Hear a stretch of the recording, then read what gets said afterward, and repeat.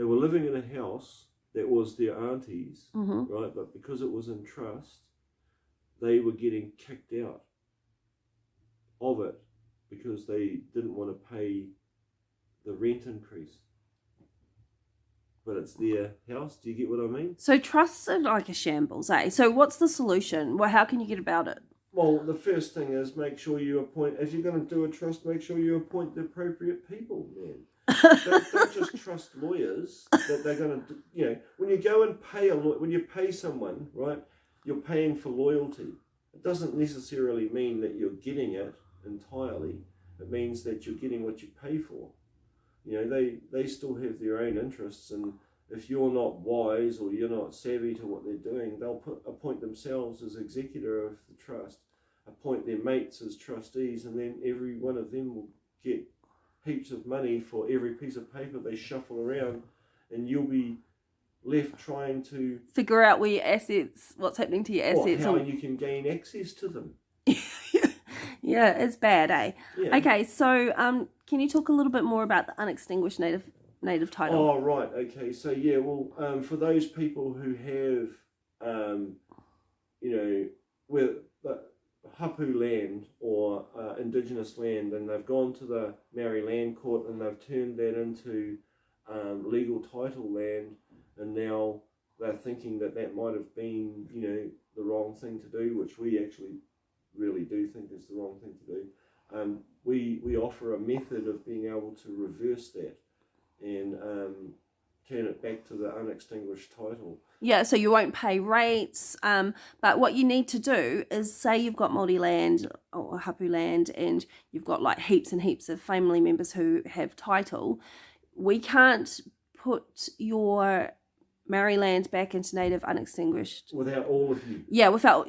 Okay, so then it needs to be hui. Make sure that everyone. Get all of you together and you're all in agreement, and then we can make a documentation that includes all of you as owners on an unextinguished as a hapu. Title. Yeah. Yep. Right, and it can be reversed back to and what it's it the was. safest thing you can do for your land. Yeah, because you won't get taxed, and it can't be taken from your mokopuna. And you won't pay rates on it, but you won't be able to sell it either. Which is great. So for those people who are true tino rangatira, who truly believe in being kaitiaki of Papatūānuku and kaitiaki of the mokopuna and mokopuna forever, then reverse the land. Because when it's in Māori land title, it's not protected. When it's at LINS, it's not protected. And when it's, you know, what are the other titles? Well, you know, you have Māori Trust. It's not protected. Any title. Yeah. There's only 5 title types, but the one that has is the best one to have is unextinguished. Yeah. Native title. Unextinguished native title. No title at all. Okay, then you can't get you know. It's not rateable as long as you're living on the land in terms of tikanga. Then it becomes, once you've done this process, it becomes Maori land or indigenous land forever. Okay, and so the package costs roughly $500. Yeah, but if you split it up amongst your hapu members, you'll probably just pay $50 each, and it's quicker and faster. Pete can do it for you. Yeah. Contact any of us, and we'll help you out.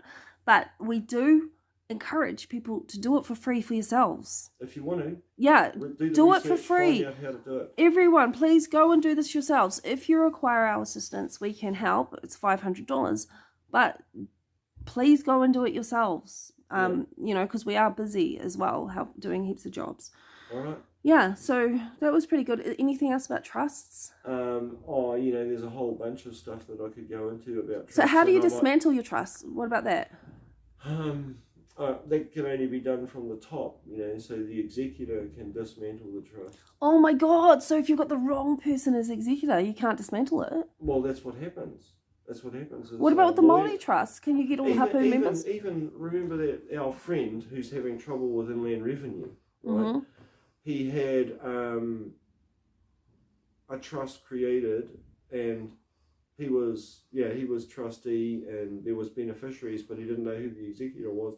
Turned out it was the lawyer, and then it got caught up in the inland revenue thing, and now they're trying to take his mother's mother-in-law's Who house. is? What, the lawyer? The Inland Revenue and the lawyers, yeah. What? So the lawyer who was the They executive of the started trust? working with the Land Revenue because he had a tax bill from his business, and they've carried it over into his personal life. Oh my They've God. fleeced him of everything, so he's got nothing left, right? And there's still a debt to pay. So now they're looking at the mother-in-law's house because he's part of that trust. Oh my God. So the trust structure was the lawyer made themselves executor, which is at the top. Yeah, but it doesn't matter. The trust didn't protect.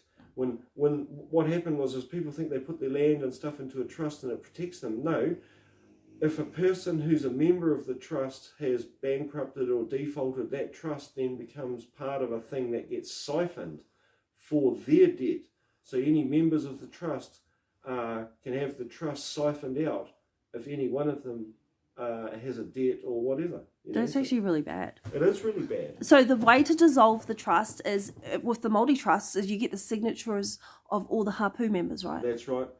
And you then can tip out the executor and you can tip out the trustees and you can what's the extinguish process trust. of it? So Okay. step one. Okay, so step one is to vote the trust members out, and the hapu has the right to do that. You have to get together, you vote the trust members out, right, and then you vote the executor out, right, and then you just vote to distinguish or extinguish the trust and then dissolve it. Yeah, and then everyone votes to extinguish the titles away from the Māori land courts so that they go back to the purest form, which is unextinguished native title. That's right.